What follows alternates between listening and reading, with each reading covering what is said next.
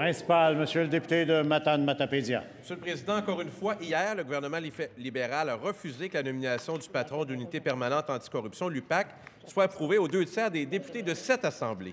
Le ministre a invoqué, je cite l'éditorial de Brian Miles dans Le Devoir ce matin, des raisons spécieuses pour refuser notre proposition. M. Miles continue en disant qu'il est anormal que le gouvernement choisisse l'enquêteur en chef des dossiers de corruption. Il n'est pas trop tard pour entendre raison. C'est déjà le cas pour le directeur général des élections, le vérificateur général, le commissaire à l'éthique. Pourquoi vous refusez que le patron de l'UPAC soit nommé par un vote aux 2/3 des membres de cette Assemblée? Une bonne raison. Monsieur le Président du Conseil du Trésor. En remplaçant mon collègue, le ministre de la Sécurité publique, Monsieur le Président, c'est la même question qu'hier, c'est la même réponse aujourd'hui, mais j'ajouterai quelque chose. Il faut dire, il a dit c'est le gouvernement. Monsieur le Président, c'est important de lire la loi, l'article 5, que le député de Verchères a travaillé, puis il y avait des commentaires là-dessus qui allons dans le même sens que nous, Monsieur le Président.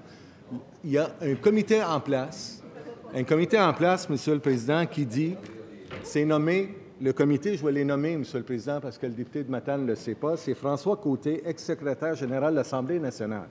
Madame Pauline Champoux-Lesage, ex-protectrice citoyen. Madame Marie-André Trudeau, avocate à la retraite et ex-procureur-chef aux poursuites criminelles et pénales à la Direction des poursuites criminelles et pénales. Ça, c'est le comité indépendant, Monsieur le Président, selon la loi, qui a été adoptée ici à l'Assemblée nationale à l'unanimité, avec les interventions du député de Verchères, que lui a amené des modifications dans ce sens-là. Alors, j'invite le député de Matane de parler au député de Verchères pour voir ce que le député de Verchères a dit dans le temps. Et s'il ne le trouve pas, dans la deuxième question, on va lui donner la citation du député de Verchères. S'il vous plaît, Monsieur le député de Verchères. En complémentaire, Monsieur le député de Matane. Oui, mais vous pouvez vous lever en complémentaire, si vous voulez. Mais pour l'instant, la complémentaire est au député de Matane-Matapédia. Alors, je note les paroles du député de Louis Hébert qui entre dans cet enjeu. Je trouve ça intéressant. Je cite encore Brian Miles du Devoir qui nous dit que les excuses du ministre seraient divertissantes s'il ne minait pas davantage la confiance du public envers ses institutions.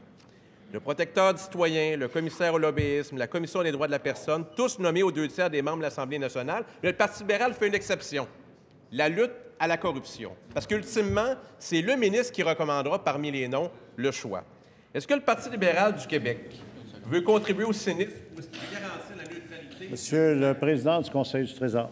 Alors, je réponds à la demande en même temps du député de Verchères. Il me demande de le citer.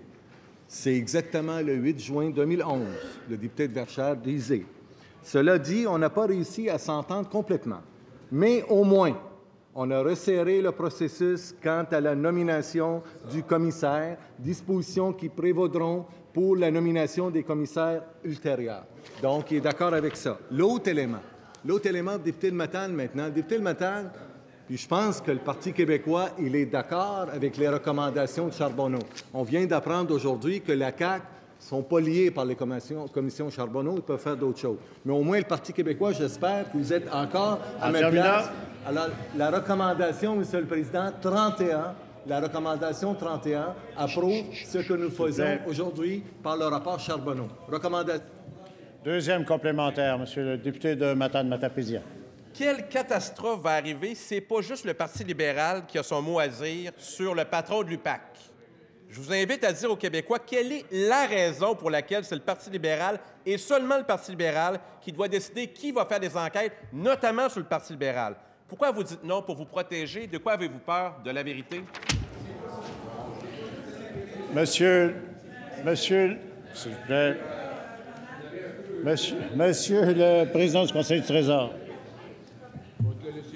Monsieur le Président, je pense que définitivement, le député de Matane n'a pas lu la recommandation 31 de la Commission Charbonneau. Et je vais le lire, Monsieur le Président. Recommandation 31, Commission Charbonneau. De modifier la loi concernant la lutte contre la corruption afin que la durée du mandat ainsi que le mode de nomination et de dissolution du commissaire à la lutte contre la corruption soient analogues à ceux du directeur des poursuites criminelles et pénales. Alors, ce que la Commission Charbonneau dit, C'est exactement ce que nous faisons, Monsieur le Président, et ce que nous faisons ici dans la salle, c'est conforme à la loi adoptée à l'unanimité avec le travail des députés de Verchères ici à l'Assemblée nationale.